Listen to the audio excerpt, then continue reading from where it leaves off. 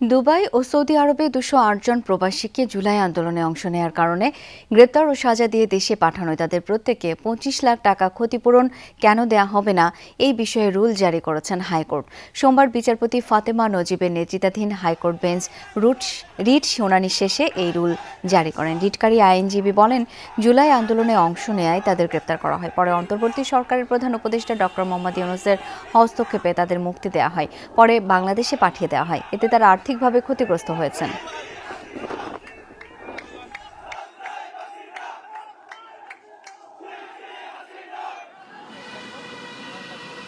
প্রবাসে বাংলাদেশিরা যারা অংশগ্রহণ করেছিলেন আন্দোলনে এবং যাদেরকে দেশে ফেরত পাঠানো হয়েছে, ক্ষতিগ্রস্ত হয়েছে, তাদেরকে প্রত্যেককে 25 লক্ষ টাকা করে কেন ক্ষতিপূরণ দেওয়া হবে না এই মর্মে রুল দিয়েছেন।